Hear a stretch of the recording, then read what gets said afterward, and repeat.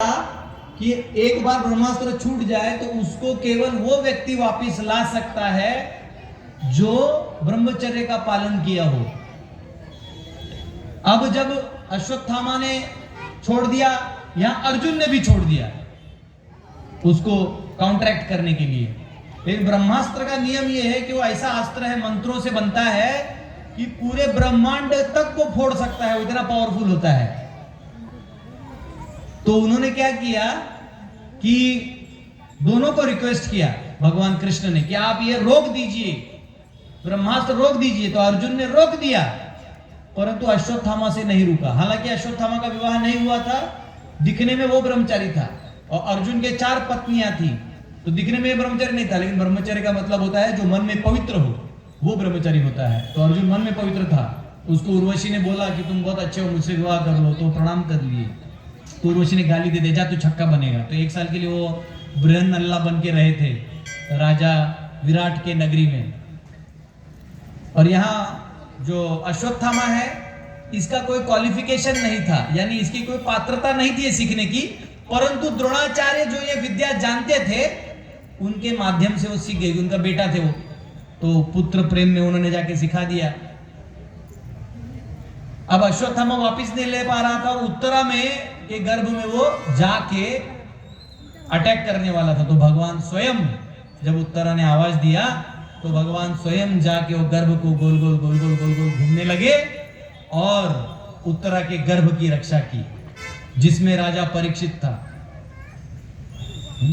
राजा परीक्षित जिसमें था, उधर वो रक्षा किए। तो परीक्षित महाराज का नाम परीक्षित क्यों हुआ?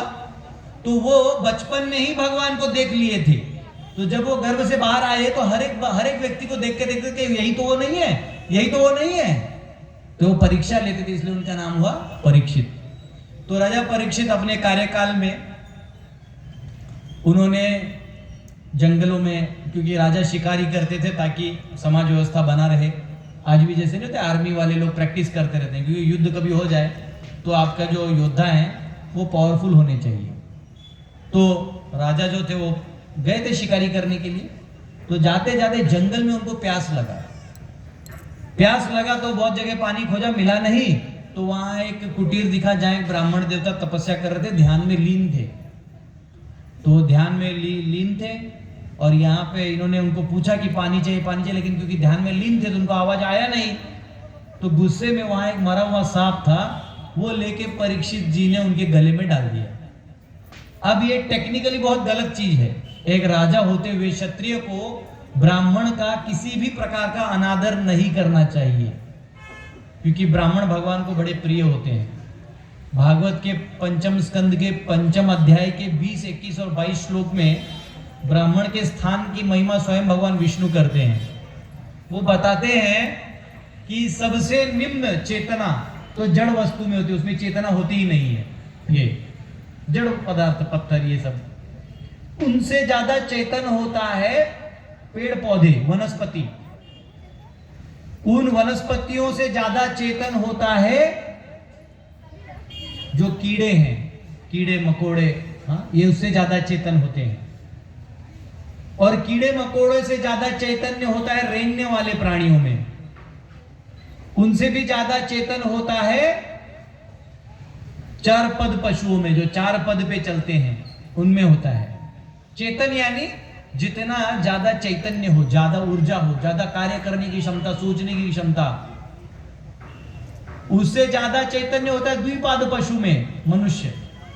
मनुष्य एक ही है जो जिसके 2 पांव पे चलता है, तो 2 पांव पे चलने वाला मनुष्य उससे ज्यादा चेतन होता है।